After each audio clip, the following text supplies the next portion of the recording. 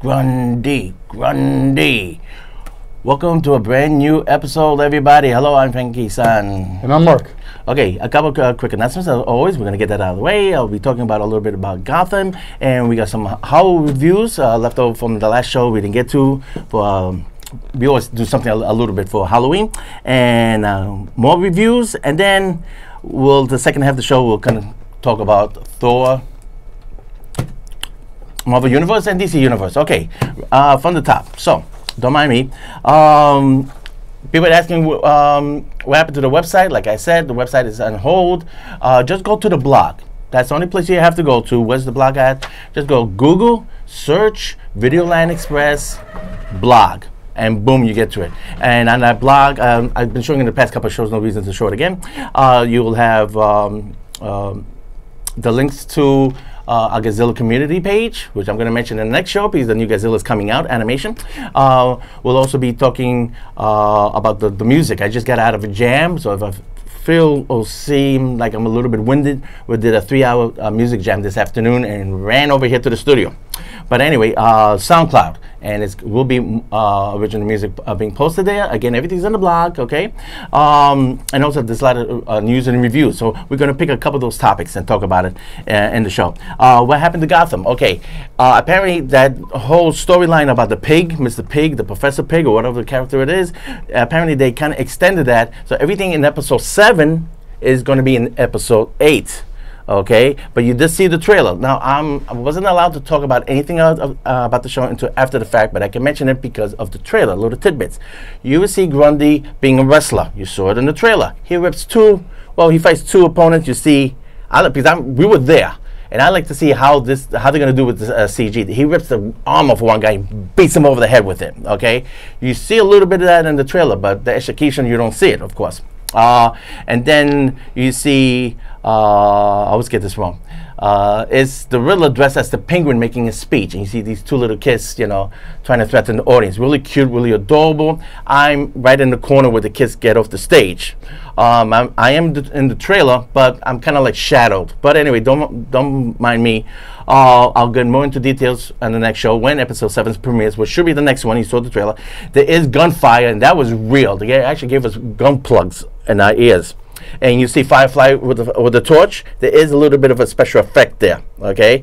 And there's a whole roundup. All the females are in the episode.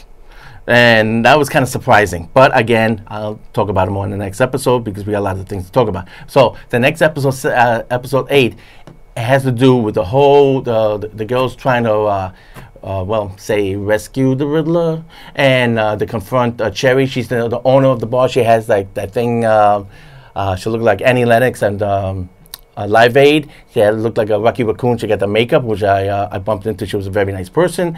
And of course, you got Firefly. And of course, Grundy. And there was a cute little thing between him and Selena. When they took a breaks, you would see like Uncle Grundy being really, really playful with Selena. You know, they were taking a break, and they were playing like patty cake and stuff. And Grundy's wife and kid were there. You know, he's a real family man, and he was really hysterical with the audience. I'll go more into detail once you see the episode. So enjoy the episode. And as a matter of fact, are you a Game of Thrones a fan? Maybe, Nina? No, not too much. I think I was going to get into it, because I thought it was going to be more based in some kind of reality. Right. And then when they started saying they were going to do dragons and all that, I tapped out.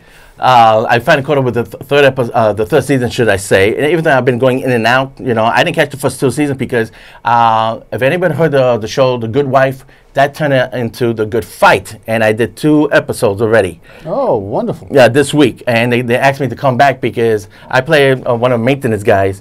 And there was this. So you did a pretty good job. At the maintenance. At the maintenance, apparently they're calling me back. But the funny thing is, the girl who's walking past me, I got featured. Even though like I'm non-union, when they want you because of certain presence, a certain look, they ask you to come back and finish the scene. And if I'm saying this right, I got a Rose Leslie. Any Game of Thrones fans out there? Okay, she played in the first 2 seasons. Ygritte. Well, I don't know. Anyway. She's a cute little Scottish girl. She got that Scottish accent. And I think the show's going to premiere in January and February. And anyway, so one of the PAs said, "Hey, wow, you're really getting into that fixing the lantern." I said, "Wow, yeah, that's awesome." Yeah, I said, "Hey, method skills." Yeah, I said method acting. Definitely. And she cracked up, and everybody else started cracking up. There you go. You see, that helps out. Yeah. So her name sense of humor, man. Yeah, and the name is Rose Leslie. She was in the first 2 seasons, and she was fun. I didn't know who she was. You know. So if anything, you pretend you do. So you're awesome. You're the best. Well, you're not really supposed to address the actors. Okay, when they, it's like the king and queen. When they address you, then you can say that. Right, exactly. But she did laugh at Your it. Highness, you are the best. But anyway, so what I got over here, let's move on. I get more into details because a lot of people ask me, I want to be a background actor. I'll get into that. I'm going to spread it for the next episodes. We're going to be back talking about Justice League the next 2 weeks. We have 3 shows in December. Remember, I said I go monthly. Once a show, that's once a month. The show that I'm going to leave that in January. We got a lot to catch up. And in the beginning in December, we're going to have a show talk about my experience on Woody Allen Wonder Wheel, and then at the end of the end of December, end of the year, The Greatest Showman. I was booked there for 15 days. So, and between those episodes, when we have more time, because we got to get to Thor, I'll give you more information about being a background actor. Next, horror films. Okay, I got to admit, let's go down the list. Saw. Okay.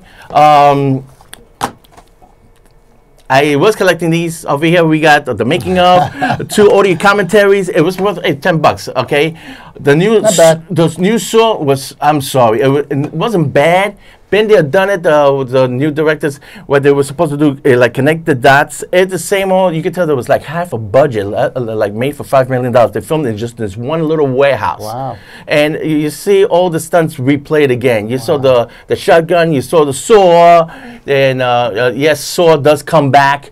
But then they do the variation, spoiler alert, like number 4, I think, or number 5. One of the guys who is trapped is actually the apprentice of Saw. Okay, Jigsaw, whatever, you know. Yeah, Jigsaw. So they kind of repeat that. So they try to connect the dots for the fans, you know, represents all the other episodes or you know, the previous sequels. But at the end, it doesn't add up to nothing. And then they leave you hanging. Hey, we're gonna give you another sequel. Not. End the franchise. Real quick. Leatherface. Spoiler alert. He gets arrested from his family. He escapes from prison. He's trying to make it to his wackadoo family. And at the very end, he puts on his leather face the last 30 seconds of the movie. Ooh, and Saw. 0. No, that's a Leatherface. Oh, okay, Happy Death Day. I like the premise. It started off pretty good. I give it 3 out of 5 only because in the middle of the movie, it's repetition. She gets killed. She realizes, how am I going to get out of this? Then there's a kind of twist where she finds, oh, so you're the one who's been doing this to me. Wrong. She kills the wrong person. Then she starts laughing at herself like, again, I got to kill somebody else to get out of this. And the movie starts being a parody in itself, but it's like nudge, nudge, wink, wink to herself. The movie knows it's being overlong. Then the movie knows that she wakes up like, oh, here we go again. I got to kill somebody else. So it does have a sense of humor. A lot of people didn't like it. I thought it was kind of clever. And it's still a twist at the end. Not like Mother. Mother is going down as the worst picture of the year. It gets the big FU. She goes over this. Right. Yeah, it's an art house kind of film. He compares it to the Bible. Hey, look how slick I am. I'm taking reference for the Bible. Pure crap. And I'm going to give you a big spoiler. Here goes. She goes through all this. She tortures. Oh, Jennifer Lawrence. Jennifer Lawrence. And she gets killed at the end.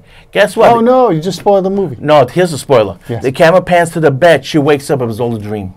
Oh, okay. Now you spoiled the movie. Now it gets a big FU. Okay? Oh, no. Yeah, so avoid it like the plague. You want to see how bad it is? Go ahead. Go waste yourself 90 minutes. I would have said something positive, so in case you want to work with her. Nah. You don't think it's going to happen? Nah, I'm not interested. Let's put it that way. Oh. Reasons unknown. And Chucky. Okay. Chucky is kind of cute. No budget there, but they do add some things. There's multiple Chuckies. I'm going to give you that little spoiler. And the way they interact, I kind of liked it. But at the end, they find out that maybe there'll be no more Chucky because even Chucky says, hey, I picked up a copy of Voodoo for Dummies, and I know how to transport my soul into other bodies and into other Chuckies.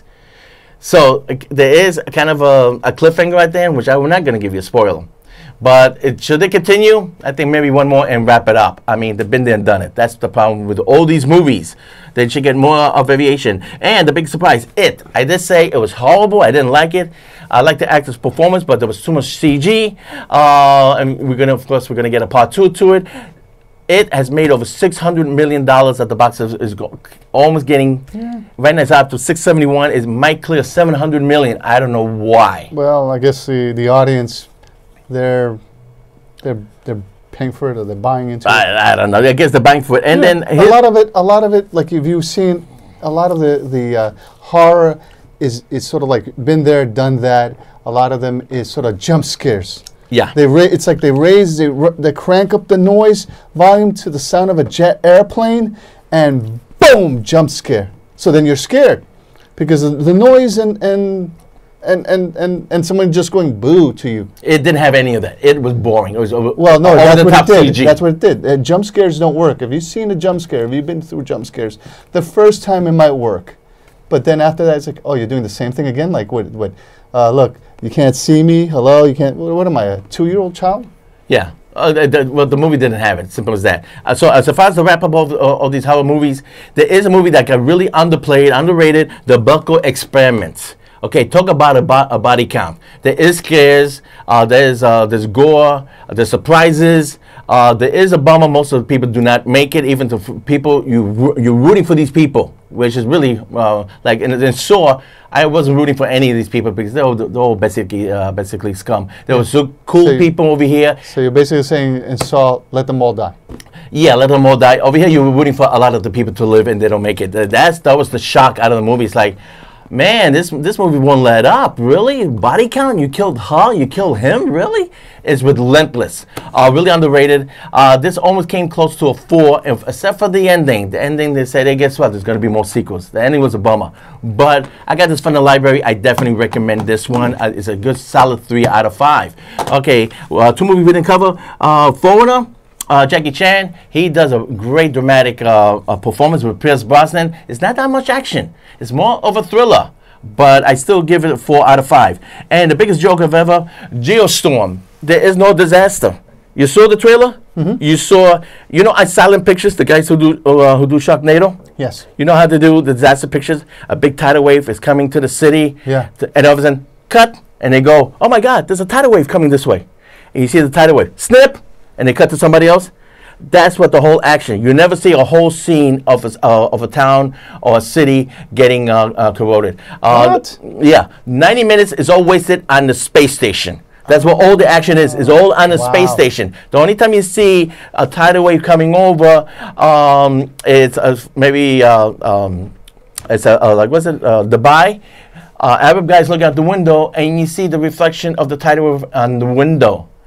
Cut, then you see the tidal wave. Cut, then you see a town, not a city, a town, a little houses, a little town getting whipped by a tornado. I was looking for a shock tornado. Then they didn't even do anything with that. They cut. Again, it was all the action. And before anything happens, Gerard Butler said, I'm going to press this button and save the world. Then all of a sudden, they just copped out on $50 million worth of special effects. And the movie's over. That's the way you would cut down on the budget. The budget, big time. But in the meantime, they spent over $150 million. I don't know what. That's a good question. You got to see the movie. I guess all the money went on that stupid space station. It gets blown up into smithereens. Either the space station or the space cocaine. Probably both. And they reshot over 70% of the movie. So where the hell did all that money go?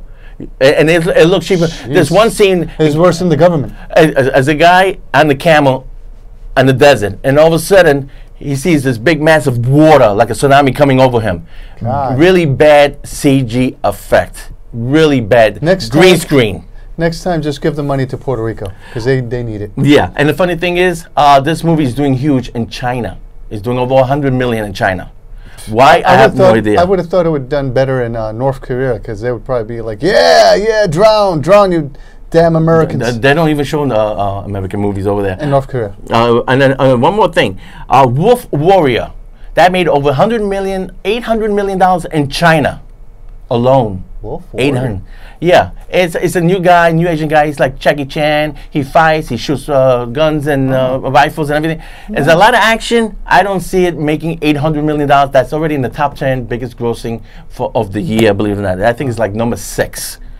How that, and you know what? And that's China's attitude. We don't need American movies. We got our own movies making over $500 million. They're probably just laundering money. Maybe, who knows? Yeah, because if we're saying that the highest, what is it, the highest 10% of Chinese that are considered wealthy are those making above $40,000, and that means that a lot of people aren't even making that much, where the hell are they getting the money to even go to the theater? If the poverty is so huge in China. Well, no. Supposedly they're opening up a lot of theaters, and a lot of the theaters are having discounts. Believe it or not. I still don't buy it. I believe it's a big money laundering. Well, talk about discounts. How about they made an announcement, Regal Cinema. What they're going to do is, if it's a movie's coming out for the summer, it's a blockbuster, they're going to charge you full. If it's a small little independent picture, then they're going to charge you full price. They're going to charge you half price, just to get you into the theaters. They should, because why should I pay full price for an independent film? Well, it's going to be on Netflix in 4 months anyway. Yeah, and here's the other thing. Disney is insisting on the theaters. Some of the theaters got like 10, you know, the Union Square's got 14, what, 10, 14 theaters.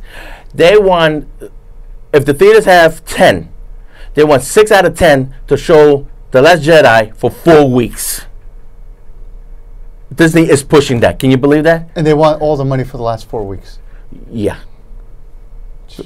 Exactly. Is that being greedy? Yeah, and that shows overconfident, or they're thinking like Star Wars fans like suckers, like they basically think they're suckers. Yeah, same thing like was it CBS Access?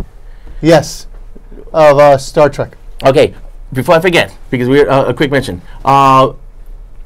Okay, here it is. The Next Generation. Inside the Writers' Room, a reunion of the show's key writing staff moderated by Seth MacFarlane. It was in season 3, I mentioned in the last show. Anyway, Kevin Smith, he's got a podcast called Fat Man. Instead of Batman, it's Fat Man. And Something is Something. And he just completely trashed Discovery. And he said the worst part was was the Klingons. But in the meantime, he loved Orville. And as a matter of fact, anybody saw last night's episode? Yes. Thursday's episode? Yes. That was written and directed by Brandon Braga, who wrote a lot of the stuff for Star Trek Next Generation and DS9. And I think he tried to help out with Enterprise. Yeah. And he said, forget about Star Trek, jump on Orville. Yeah. So you already got Star Trek personnel working on Orville. I love Orville, but not to stop the momentum here. There still seems to be a little bit of problems with Orville. It still seems like Seth MacFarlane has so much things to do that he's not. Sometimes you don't see him that much in the show because he's probably the writer, director, producer. Yeah. He's probably doing Family Guy. He's probably doing this other movie, this, and the other, that he probably doesn't even have time to even be on the show. So I was already writing to like blogs saying, hey, what the hell? You know, this guy's hardly in the show. You know, more Seth. I don't want to hear, I'm sorry, you know, a lot of those actors in the show are very nice secondary characters, but they're giving them first character status. Like what was it, the last Thursday night's episode? Right now it's November 4th, right? This is Saturday live, right? Last Thursday, Thursday episode was all about the doctor and about her and the kid and the robot. And at one point I was like, what the hell is this? When the hell did the doctor become such a pivotal part of the show? Well, that's what he's trying to do. He's trying to give everybody else. I know, but I'm saying, even in Star Trek, McCoy was not that integral to Star Trek. He only became integral when, you know, he started coming of his own. But right off the block, he's just pushing these people. And look, first, get these people over the wall before you just completely push them over the wall and say, yeah, I'm going to push these people and I'll be in it for like 10 minutes. Well, I mean, that's my assumption to it. People are going to start saying this. You're going to see. They're going to start catching wise to this. No, I think that's what the fans want. The fans want to know these other characters. I mean, the show's getting renewed, so we're going to have more than enough Seth MacFarlane. I'm sorry, you know? But they're giving, like even when they had The Next Generation, I started hating some of the episodes when they started pushing too much on the doctor and on this person and the other person. Yeah, you know, Wesley people like ruined that. Next Generation. You know, like, Sorry. like pushing people like that. Like, I'm sorry, you know, like the doctor. Like, when the hell did this become a doctor episode? Or I know you love Diana Troy. I didn't really like her. I wasn't a big Diana Troy fan. Everything. She was even on the bridge with the captain. I mean, how the hell do you get a third seat? Yeah, I Who mean, the hell came up with that? Well, the writing was not the writing's not perfect. Don't forget, this is Orville's first year, and I did say Next Generation. That first year really sucked. Okay, so it took its footing for the second season to find its. They pushed Diana so much, Council Diana. Like, I'm watching some of the old episodes now, and I'm like, wow, I didn't realize that she was on the show that much. But she was supposed to be the hot babe. But anyway, she wasn't. You know, no. I give her like a 6. Okay, let's switch gears. Okay, go. Okay, here we go. Sorry, Thor. Here we go. Now. Why are you wasting the last 10 minutes? Because there's a lot of spoilers we can't even talk about. Don't do it. But I'm going to say this, okay? The second movie, this is 4 out of 5. It's the best Thor movie. There's a lot of cameos from everybody in the universe. Love the Thor. You saw the trailer. You know Doctor Strange is at the beginning, okay? Yes. But there's other faces in there that make cameos. And there's other faces that are not part of the MC universe. There's other actors showing up. Anybody who's a Jurassic Park fan, hello, you know Jeff Goldblum in this movie? Jeff Goldblum starred a couple other co-stars from Jurassic Park, and one of the co-stars from Jurassic Park is in this movie. But he was underneath some makeup. I didn't recognize him. I had to go to IMDb and say, who is that guy? Oh, that's him from Jurassic Park. Anyway, it's better than the second movie. The second movie, I thought, was nothing but Flash Gordon remade. Real quickly, the first movie, Kenneth Branagh, he directed the first one. He made Thor really click good. Everything once the big giant robot showed up in that town, looked like they cut the budget in half. Kenneth Branagh he stars and directs Murder on the Orient Express. Go to our website, Videoland Express not the website, Videoland Express on YouTube. Like, we're recording the show. It's going to be posted late tonight into tomorrow. We're not doing the specials no more because we got we're getting kicked out booted for 4:30. But anyway, there's a making of the original Murder on the Orient Express. It's a 10-minute documentary directed by the original Sidney Lumet, who did classics like Dog Day Afternoon and Serpico. Anyway, that copy, I tried to get it from the library, and there's already like 40, 50 holes on it. Anyway, you have to buy it for $4 then. Probably DVD on YouTube page, Videoland Express. The show will be on, and I'll already have the 10-minute documentary making of the original Murder on the Orient Express for your. And this is the original one. Well, yeah, but Kenneth Branagh had my little sticker to remind me. Anyway, 4 out of 5. The only thing I don't give a solid 5 about Thor is basically some of the CG is a little bit over the top at the end, and some of the stuff is kind of silly, like Hulk fighting a giant dog. I think that wasn't necessary, but the spoiler it's in the trailer though. But my favorite part is, and it was in the trailer and it's in the movie, they play the Immigrant song when Hulk is going at it. I thought that was fantastic. It fit to a glove, and I love that the Hulk actually talks and he makes some funny one-liners. What do you think? We're going to end the show with your review. I'm out of breath. Well, you know, we could go some back and forth. I know there were some other highlights you wanted to touch on, like Batman animated show, Batman animated series, you know, Batman and Harley, Batman Adam West, Batman versus Two-Face with William Shatner. I know those two topics you want to touch on. Since, you know, we have to wrap it up real quick. All right, I would say that Batman versus Harley was really risque, but it was okay. I would give it like 3 out of 5. They were pushing the rated R. Yeah, they were just trying to pushing the PG-13. Really, like really sexual. So don't show it to your kids. I wouldn't recommend it for anyone under 13. Okay. And then, you know, a little convoluted, but hey, you know, people want Harley, so they're pushing it. All right, and then you know, some people might not like it. So then you also have the Two-Face? Batman and Two-Face. I saw it. It was okay. It seemed like they did a lot of the Return of the Dark Knight. And the Return of the Dark Knight, Two-Face is in it. Right. and they seem to be doing a lot of that. Well, they try to do the style of Batman 1966 series. Yeah, Batman 66, but they because they got the original Batmobile. Yeah, where they take that concept of Return of the Dark Knight, and they even start doing like I start seeing that they start doing nods to it. And it was okay, you know. And because I said a lot of fans do not like it. They thought Batman '66 was a parody. Comic book fans get a sense of humor. Yeah. Well, I think they probably didn't know what to do. They probably didn't know how to treat it, or whether or not to treat it seriously, because they don't know how to treat Batman seriously. But they could have. But no, the whole concept behind Batman 1966 that was supposed to be a parody. Yes. And if hardcore fans don't accept that. But the older generation remembers that, and these films are so popular, they're going to have another one, the Batman 66 with the original Batmobile. They're going to have it with Scooby-Doo.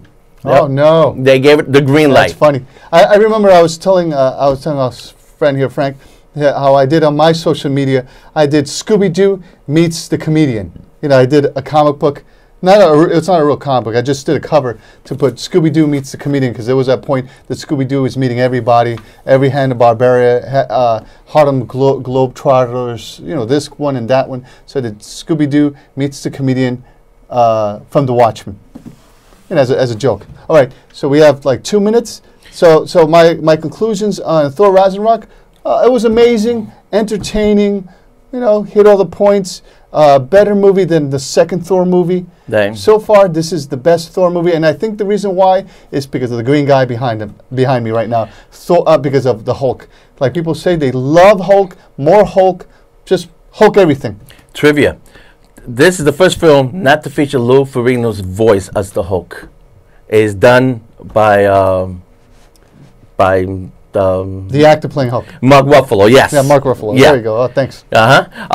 Which is kind of surprised. But if Lou Ferrigno does get credited, and yes, Stan Lee still does his cameo. Yeah, he does. But which is funny. You know, Mark Ruffalo would be great. And Hulk, they don't have to make him like an idiot, because Hulk, remember, he still retrains Banner's mind. So he's still, no matter how much you can save it, in the comic book, they started realizing to keep Hulk still intelligent, but here they still try to play him off like as an idiot.